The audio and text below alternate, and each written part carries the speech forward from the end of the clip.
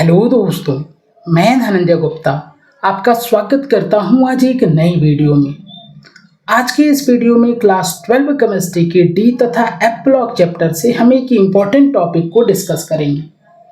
आज जो टॉपिक हम इस वीडियो में पढ़ने वाले हैं, यहाँ से आपके बोर्ड एग्जाम में हमेशा 1 या 2 नंबर का क्वेश्चन आता रहता है।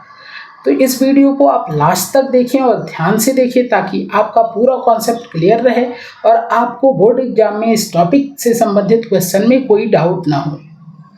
आज के इस वीडियो में हम बात करेंगे लैंथेनाइडों की ऑक्सीकरण अवस्थाओं पर। तो चलिए वीडियो स्टार्ट करते हैं। टॉपिक हेडिंग लगाते हैं लैंथेनाइड श्रेणी के तत्वों की ऑक्सीकरण अवस्थाएं। और सबसे पहले मैं आपको कुछ बताने वाला हूं जिसको आपको याद रखना है। आपको याद रखना है कि लैंथेनाइडों की सामान्य ऑक्सीकरण अवस्था धन 3 होती है, अर्थात लैंथेनाइड श्रेणी के सभी तत्व धन 3 ऑक्सीकरण अवस्था प्रदर्शित करते हैं। इनकी धन 3 ऑक्सीकरण अवस्था विलयन तथा ठोस दोनों ही अवस्थाओं में बहुत अधिक स्थायी होती है। यहाँ तक की बात को आपको याद रखना है। अब याद रखने का अर्थ ये है कि लैंथेनाइडों की सामान्य ऑक्सीकरण अवस्था धन 3 है। बस आपको ये याद रखना है, आपको यहाँ पर दिमाग नहीं लगाना है कि धन 3 ऑक्सीकरण अवस्था सामान्य ऑक्सीकरण अवस्था क्यों है और यह सबसे अधिक स्थायी ऑक्सीकरण अवस्था क्यों है, क्योंकि यह समझना काफ़ी कठिन है, जो आप अपनी उच्च कक्षाओं में अगली कक्षाओं में पढ़ेंगे। तो अभी आपको बिल्कुल दिमाग नहीं लगाना है कि कैसे धन 3 ऑक्सीकरण अवस्था स्थायी है और सभी लैंथेनाइड धन 3 ऑक्सीकरण अवस्था क्यों प्रदर्शित करते हैं। बात क्लियर है? कुछ लैंथेनाइड तत्व जो होते हैं, तो लैंथेनाइड श्रेणी के कुछ तत्व धन 2 और धन 4 ऑक्सीकरण अवस्था भी प्रदर्शित करते हैं और यह अनियमितता रिक्त, अर्धभरित एवं पूर्ण भरित एफ उपकोष के अतिरिक्त स्थायित्व के कारण पाई जाती है। तो यहाँ से आपको कुछ पॉइंट मैं समझाने वाला हूँ जहाँ से आपके बोर्ड एग्जाम में क्वेश्चन आते हैं। जैसे लैंथेनाइड श्रेणी का एक तत्व होता है जिसका सिंबल EU होता है और इसका नाम होता है यूरोपियम। यह धन 3 ऑक्सीकरण अवस्था तो प्रदर्शित करता ही है, क्योंकि लैंथेनाइड श्रेणी के सभी तत्व धन 3 ऑक्सीकरण अवस्था तो प्रदर्शित करेंगे ही, लेकिन इसके साथ यह धन 2 ऑक्सीकरण अवस्था भी प्रदर्शित करता है। और आपके एग्जाम में इसी प्रकार के क्वेश्चन आते हैं कि यूरोपियम लैंथेनाइड श्रेणी का एक तत्व है जो धन 2 ऑक्सीकरण अवस्था प्रदर्शित करता है, इसका कारण समझाइए। तो इसके कारण पे हम बात करते हैं। यदि यूरोपियम का हम इलेक्ट्रॉनिक विन्यास लिखें तो देखिए इसका एटॉमिक नंबर 63 और इसका इलेक्ट्रॉनिक विन्यास मैंने यहाँ पे लिखा है।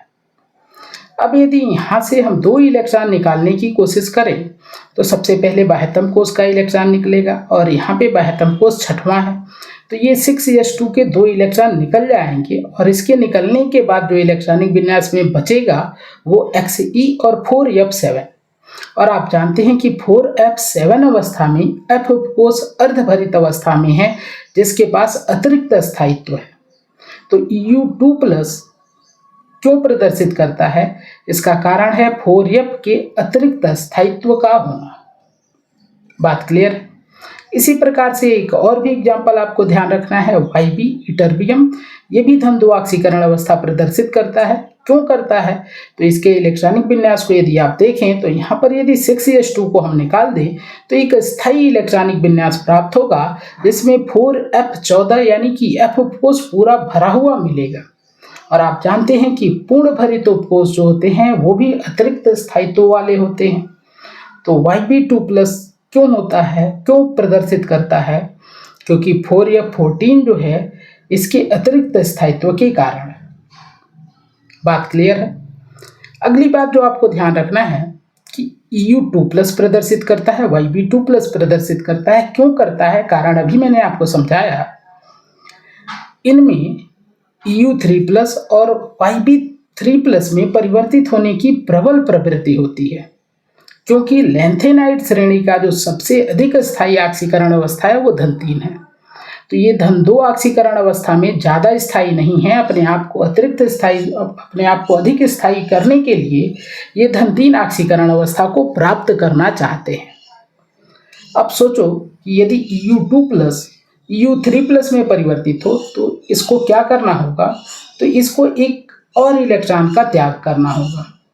इसी प्रकार यदि Yb2 प्लस Yb3 प्लस में परिवर्तित हो तो यहाँ पर भी इसको इलेक्ट्रॉन का त्याग करना होगा। और आप जानते हैं कि इलेक्ट्रॉन के त्याग होने वाली अभिक्रियाओं को या प्रक्रियाओं को हम ऑक्सीकरण कहते हैं, यानी कि Eu2 प्लस और Yb2 प्लस में ऑक्सीकरण की प्रवृत्ति है। और आप जानते हैं कि ऐसे पदार्थ जो स्वयं का ऑक्सीकरण कराते हैं वे अपचायक कहलाते हैं। तो इस आधार पे हम कह सकते हैं कि Eu2 प्लस और Yb2 प्लस अच्छे अपचायक का कार्य करते हैं। आप जानते हैं अपचायक वे पदार्थ होते हैं जिनका स्वयं का ऑक्सीकरण होता है। तो देखो यहाँ पे Eu2 प्लस और Yb2 प्लस का ऑक्सीकरण हो रहा है क्योंकि ये इलेक्ट्रॉन त्याग कर रहे हैं। इलेक्ट्रॉन त्याग करने को ऑक्सीकरण कहते हैं और इसलिए इनको हम अपचायक बोल सकते हैं। उम्मीद है कि बात आपको समझ में आ रही है। Eu2 प्लस और Yb2 प्लस के अतिरिक्त एक और भी तत्व है जिसका नाम है समैरियम, इसका सिंबल है Sm। यह भी धन 2 ऑक्सीकरण अवस्था प्रदर्शित करता है और धन 3 ऑक्सीकरण अवस्था तो सभी लैंथेनाइड प्रदर्शित करते हैं। धन 4 वाले कुछ उदाहरण देखते हैं, ये और भी ज़्यादा इंपॉर्टेंट है। यहाँ पे Ce जो है इसको कहते हैं सीरियम, यह धन 4 ऑक्सीकरण अवस्था प्रदर्शित करता है। कारण क्या है? तो यहाँ पर हमने इलेक्ट्रॉनिक विन्यास लिखा है। तो यदि यहाँ से हम 4 इलेक्ट्रॉन निकालने की कोशिश करें तो सबसे पहले तो 6s2 का इलेक्ट्रॉन निकलेगा क्योंकि ये 72वां कोष है। उसके बाद 6वें कोष के बाद नंबर आएगा 5वें कोष का क्योंकि ये सेकंड आउटर मोस्ट सेल है, तो यहाँ से 1 इलेक्ट्रॉन निकल जाएगा और उसके बाद 4f का भी ये 1 इलेक्ट्रॉन निकल जाएगा। तो 4 इलेक्ट्रॉन निकलने के बाद इसका इलेक्ट्रॉनिक विन्यास Xe के समान यानी ज़ेनॉन के समान हो जाएगा।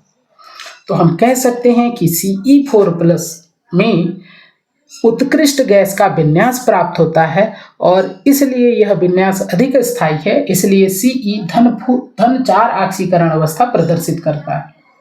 तो Ce के बारे में आपको ध्यान रखना है कि धन 3 तो प्रदर्शित करेगा ही लेकिन धन 4 भी प्रदर्शित करेगा। इसी प्रकार से एक और एग्जाम्पल आपको ध्यान रखना है कि Tb, यह भी धन 4 ऑक्सीकरण अवस्था प्रदर्शित करता है। और क्यों करता है? तो देखिए टर्बियम का जो परमाणु क्रमांक है वो 65 है। इलेक्ट्रॉनिक विन्यास यहाँ पे मैंने लिखा है। यदि 4 इलेक्ट्रॉन यहाँ से निकाले जाएं तो पहले 6s2 से 2 इलेक्ट्रॉन निकल जाएगा और फिर यहाँ 4f9 से 2 इलेक्ट्रॉन निकल जाएगा, जिसके बाद आपको प्राप्त होगा 4f7, यानी कि अर्धभरित अवस्था आ जाएगी जिसके पास अतिरिक्त स्थायित्व होगा। तो Tb4 प्लस क्यों बनता है? क्योंकि 4f7 विन्यास प्राप्त होता है जो अतिरिक्त स्थायित्व रखता है। बात क्लियर है? लेकिन फिर वही पुरानी बात कि Ce4 प्लस और यहाँ पे Ce4 प्लस में Ce3 प्लस में परिवर्तित होने की प्रबल प्रवृत्ति होती है।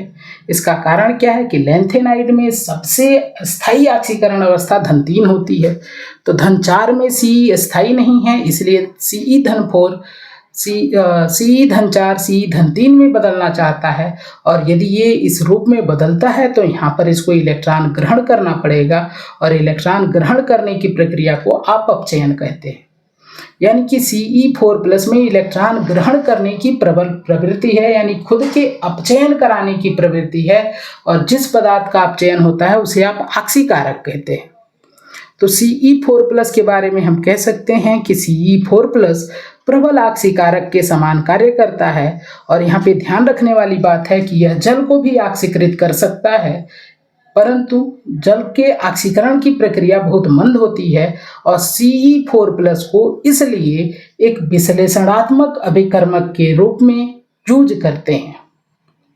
और Ce4 प्लस में जो ऑक्सीकारक गुण है इसका यूज करना हो तो हम सेरिक सल्फेट यानी CeSO4 ट्वाइस का यूज करते हैं।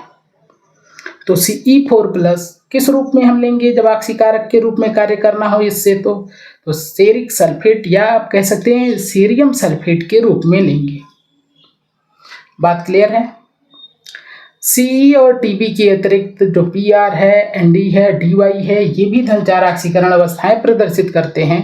और यहाँ पे एक बात और भी आपको ध्यान रखना है कि Pr, Nd, Tb और Dy धन 4 ऑक्सीकरण अवस्थाएं प्रदर्शित तो करते हैं लेकिन केवल अपने ऑक्साइडों में ही ये धन 4 ऑक्सीकरण अवस्थाएं प्रदर्शित करते हैं। तो यदि बात करें यहाँ सबसे इम्पोर्टेंट पॉइंट की, तो सबसे इम्पोर्टेंट पॉइंट यही है कि सीरियम जो है वो धन 4 ऑक्सीकरण अवस्था क्यों प्रदर्शित करता है, कारण समझाइए।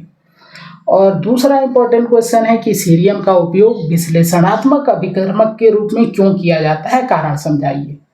और ये दोनों ही क्वेश्चन मैं आपको पीछे समझा चुका हूँ। यदि आप वीडियो ध्यान से देखे हैं तो मेरी गारंटी है कि इस टॉपिक से जब भी आपके बोर्ड एग्जाम में क्वेश्चन आएगा आपको कोई डाउट नहीं होगा। तो दोस्तों ये थी आज की वीडियो। उम्मीद है आज की वीडियो आपको पसंद आई है, तो लाइक करें, अपने दोस्तों के साथ शेयर करें, हमारे चैनल को सब्सक्राइब करके बेल आइकन को प्रेस कर लें। मिलते हैं आपसे अगली वीडियो में एक नए और इंटरेस्टिंग टॉपिक के साथ। Thank you.